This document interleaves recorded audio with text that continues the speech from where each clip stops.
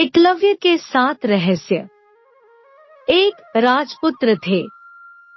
एकलव्य महाभारत काल में प्रयाग, इलाहाबाद के तटवर्ती प्रदेश में सुदूर तक फैला श्रृंगवेरपुर राज्य निषादराज हिरण्यधनु का था। गंगा के तट पर अवस्थित श्रृंगवेरपुर उसकी सुदृढ़ राजधानी थी। एक मान्यता अनुसार वे श्री कृष्ण के चाचा का पुत्र था, जिसे उन्होंने निषाद जाति के राजा को सौंप दिया था। उस समय श्रृंगवेरपुर राज्य की शक्ति मगध, हस्तिनापुर, मथुरा, चेदी और चंदेरी आदि बड़े राज्यों के समान ही थी।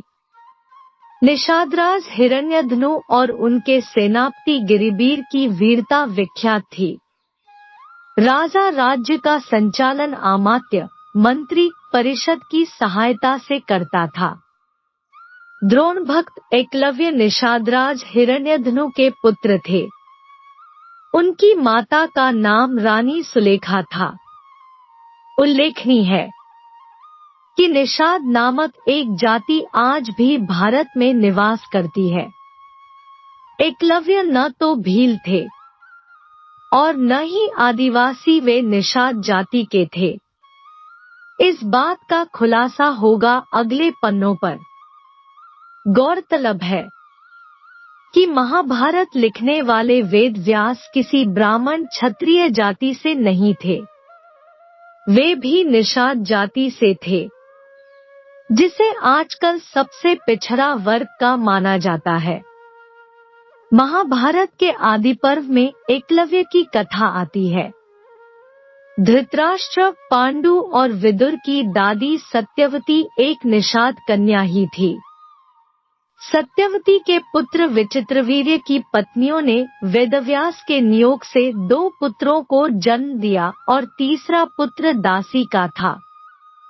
अंबिका के पुत्र धृतराष्ट्र, अंबालिका के पुत्र पांडु और दासी पुत्र विदुर थे। 2 एकलव्य को क्यों कहा जाता है? एकलव्य प्रारंभ में एकलव्य का नाम अभिद्युम्न रखा गया था। प्राय लोग उसे अभय नाम से ही बुलाते थे।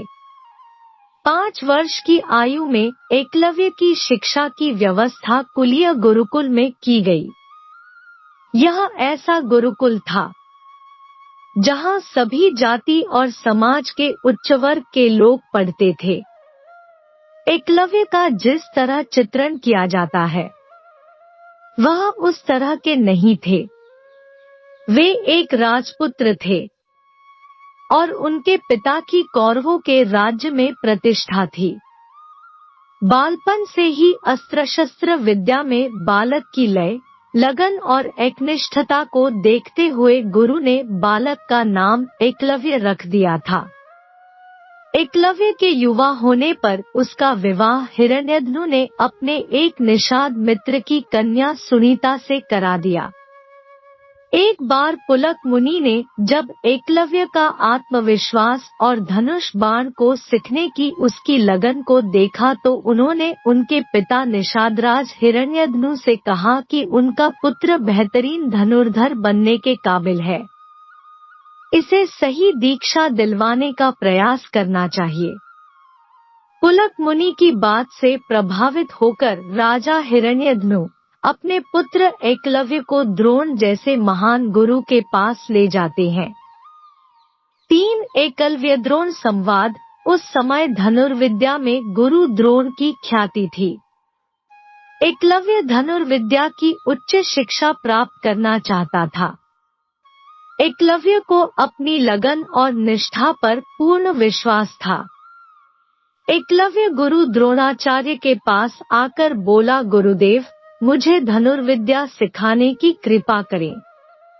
तब गुरु द्रोणाचार्य के समक्ष धर्म संकट उत्पन्न हुआ, क्योंकि उन्होंने भीष्म पितामह को वचन दे दिया था कि वे केवल कौरव कुल के राजकुमारों को ही शिक्षा देंगे, और एकलव्य राजकुमार तो थे, लेकिन कौरव कुल से नहीं थे। आता उसे धनुर्विद्या कैसे सिखाऊं? आता द्रोणाचार्य ने एकलव्य से कहा, मैं विवश हूँ, तुझे धनुर्विद्या नहीं सिखा सकूंगा। एकलव्य घर से निश्चय करके निकला था कि वह केवल गुरु द्रोणाचार्य को ही अपना गुरु बनाएगा। द्रोण की ओर से इनकार करने के बाद हिरण्यधनु तो वापस अपने राज्य लौट आए, लेकिन एकलव्य को द्रोण के सेवक के तौर पर उन्हीं के पास छोड़ गए। द्रोण की ओर से दीक्षा देने की बात नकार देने के बावजूद एकलव्य ने हिम्मत नहीं हारी, वह सेवकों की भांति उनके साथ रहने लगा। द्रोणाचार्य ने एकलव्य को रहने के लिए एक झोपड़ी दिलवा दी। एकलव्य का काम बस इतना होता था कि जब सभी राजकुमार बाण विद्या का अभ्यास कर चले जाएं, तब वह सभी बाणों को उठाकर वापस तरकश में डालकर रख दे। जब द्रोणाचार्य अपने शिष्यों को अस्त्र चलाना सिखाते थे, तब एकलव्य भी वहीं छिपकर द्रोण की हर बात, हर सीख को सुनता था। अपने राजकुमार होने के बावजूद एकलव्य द्रोण के पास एक सेवक बनकर रह रहा था। एकलव्य ने अपने खाली समय में द्रोण की सीख के अनुसार अरण्य में रहते हुए ही एकांत में तीर चलाना सीखता था।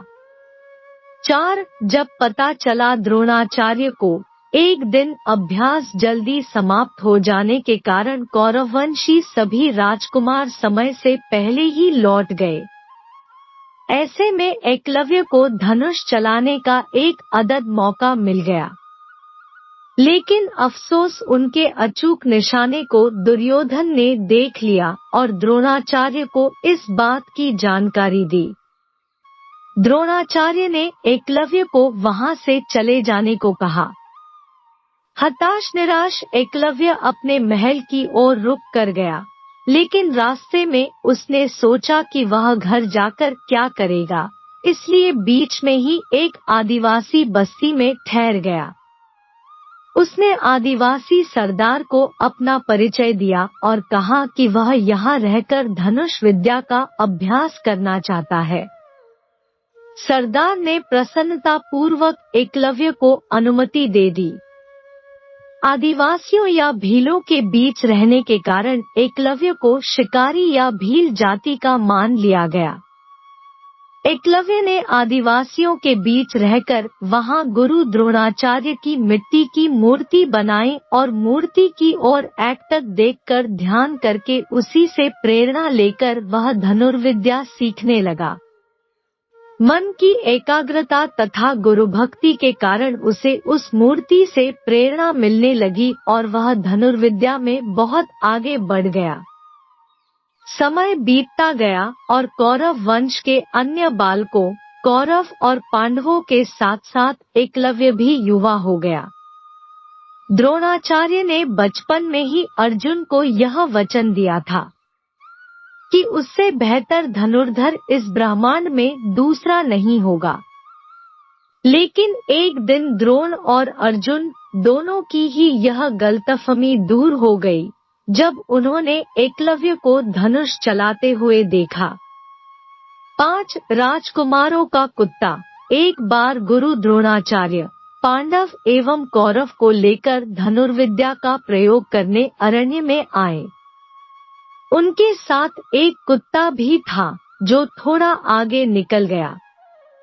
कुत्ता वहीं पहुंचा जहां एकलव्य अपनी धनुर्विद्या का प्रयोग कर रहा था।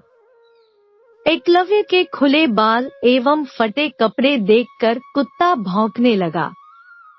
एकलव्य ने कुत्ते को लगे नहीं, चोट न पहुंचे और उसका भौंकना बंद हो जाए, इस ढंग से 7 बाण उसके मुंह में थमा दिए। कुत्ता वापस वहां गया जहां गुरु द्रोणाचार्य के साथ पांडव और कौरव थे। तब अर्जुन ने कुत्ते को देखकर कहा, गुरुदेव, यह विद्या तो मैं भी नहीं जानता।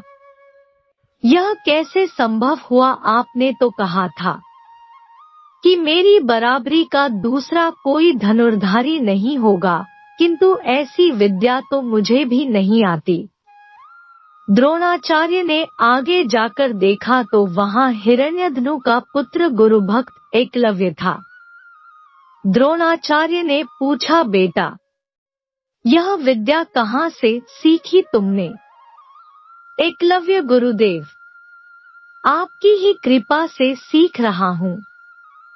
द्रोणाचार्य तो वचन दे चुके थे कि अर्जुन की बराबरी का धनुर्धर दूसरा कोई न होगा, किंतु यह तो आगे निकल गया। अब गुरु द्रोणाचार्य के लिए धर्म संकट खड़ा हो गया था। एकलव्य की प्रतिभा को देखकर द्रोणाचार्य संकट में पड़ गए, लेकिन अचानक उन्हें एक युक्ति समझ में आई और उन्होंने कहा, मेरी मूर्ति को सामने रखकर तुमने धनुर्विद्या तो सीख ली, किंतु मेरी गुरुदक्षिणा कौन देगा?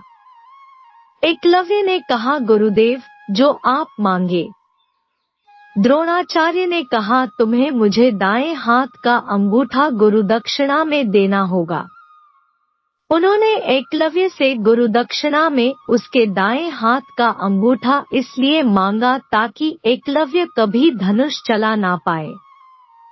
एकलव्य ने एक पल भी विचार किए बिना अपने दाएं हाथ का अंगूठा काटकर गुरुदेव के चरणों में अर्पण कर दिया।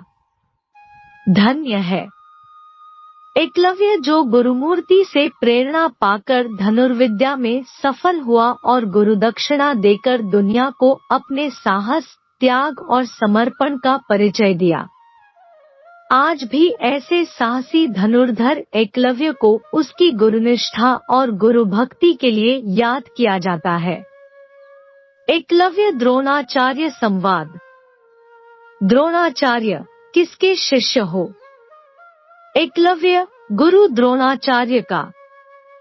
द्रोणाचार्य, किंतु मैंने तो तुम्हें कोई शिक्षा नहीं दी। एकलव्य, किंतु मैंने तो आप ही को गुरु माना है। द्रोणाचार्य, किसके पुत्र हो? एकलव्य, निषाद राज भिल्ल राजा का। द्रोणाचार्य, कौन वह जरासंध की सेना का सेनापति? एकलव्य, जी हाँ गुरुदेव। द्रोणाचार्य, इतनी योग्यता प्राप्ति के बाद तुम कहाँ जाओगे? एकलव्य, मैं अपने पिता के साथ जरासंध की सेना का नेतृत्व करूंगा। द्रोणाचार्य, तुम ये जानते हो जरासंध मानवता का शत्रु है, नर पिशाच है। एकलव्य, जी गुरुदेव, मैं फिर भी वहीं जाऊंगा। द्रोणाचार्य, ओह, तुमने मुझे गुरु माना है तो तुम्हें मुझे गुरुदक्षिणा देनी पड़ेगी। एकलव्य, मैं तैयार हूँ। द्रोणाचार्य, अपने दाहिने हाथ का अंगूठा मुझे दे दो। एकलव्य, जो आज्ञा। एकलव्य वैसा ही करता है। इसके बाद जाते समय गुरु द्रोणाचार्य ने एकलव्य को दाएं हाथ की तर्जनी और मध्यमा 2 अंगुलियों को दिखाते हुए संकेत दिया कि बाण 2 अंगुलियों से भी चलाया जा सकता है। यदि युद्ध में अंगूठा कट गया तो क्या युद्ध स्थल छोड़कर भाग जाओगे? परिणाम, एकलव्य ने पुनः अभ्यास किया और पुनः पूर्ववत दक्षता प्राप्त कर ली। प्रश्न यही उठता है कि अंततोगत्वा अंगूठा कटवाने का उद्देश्य क्या रहा, तो इसके समाधान हेतु यह समझना होगा कि वह किसका पुत्र था। वह निषाद राज भिल्ल का दत्तक पुत्र था, जो कि जरासंध की सेना का सेनापति था। वह जरासंध जो कि अत्यंत अत्याचारी, क्रूर एवं श्री कृष्ण का शत्रु था। उसने अपने बल से आसपास के कई राजाओं को बंदी बना लिया था। ऐसे में उसकी क्षमता में वृद्धि होने का अर्थ है मानव जाति के लिए संकट को बढ़ाना। इसीलिए उसका अंगूठा कटवाया। अर्जुन ने युद्ध में दिव्यास्त्रों का प्रयोग नहीं करने का संकल्प लिया। ऐसे में उस कुरुक्षेत्र में लौकिक शस्त्रों में अर्जुन से अधिक ज्ञाता व सामर्थ्यशाली स्वयं भगवान कृष्ण थे और दूसरे थे एकलव्य अपने गुरु द्रोणाचार्य के प्रति क्रोध का भाव रखते हुए कौरवों के पक्ष में लड़ा, जबकि वह जिस सेना का सेनापति बन सकता था वह थी जरासंध के पुत्र की सेना, जो कि पांडवों की ओर से लड़ा था। इसीलिए युद्ध प्रारंभ होने से पूर्व योगीराज कृष्ण ने उसे युद्ध के लिए चुनौती दी और उसे वीरगति प्रदान की। 6 आधुनिक तीरंदाजी के जनक कुमार एकलव्य अंगूठा बलिदान करने के बाद पिता हिरण्यधनु के पास चला जाता है। एकलव्य अपने साधनापूर्ण कौशल से बिना अंगूठे के धनुर्विद्या में पूर्ण दक्षता प्राप्त कर लेता है। आज के युग में आयोजित होने वाली सभी तीरंदाजी प्रतियोगिताओं में अंगूठे का प्रयोग नहीं होता है, अतः एकलव्य को आधुनिक तीरंदाजी का जनक कहना उचित होगा। पिता की मृत्यु के बाद एकलव्य श्रृंगबेर राज्य का शासक बनता है और अमात्य परिषद की मंत्रणा से वह न केवल अपने राज्य का संचालन करता है बल्कि निषाद जाति के लोगों की एक सशक्त सेना और नौसेना गठित करता है और अपने राज्य की सीमाओं का विस्तार भी करता है। 7 यादव सेना को हराया था। एकलव्य अपनी विस्तारवादी सोच के चलते जरासंध से जा मिला था। जरासंध की सेना की तरफ से उसने मथुरा पर आक्रमण करके यादव सेना का लगभग सफाया कर दिया था। इसका उल्लेख विष्णु पुराण और हरिवंश पुराण में मिलता है। यादव सेना के सफाया होने के बाद यह सूचना जब श्री कृष्ण के पास पहुंचती है तो वे भी एकलव्य को देखने को उत्सुक हो जाते हैं। दाहिने हाथ में महज 4 अंगुलियों के सहारे धनुष बाण चलाते हुए एकलव्य को देखकर वे समझ जाते हैं कि यह पांडवों और उनकी सेना के लिए खतरनाक साबित हो सकता है। तब श्री कृष्ण का एकलव्य से युद्ध होता है और इस युद्ध में एकलव्य वीरगति को प्राप्त होता है। एकलव्य के वीरगति को प्राप्त होने के बाद उसका पुत्र केतुमान सिंहासन पर बैठता है और वह कौरवों की सेना की ओर से पांडवों के खिलाफ लड़ता है। महाभारत युद्ध में वह भीम के हाथ से मारा जाता है।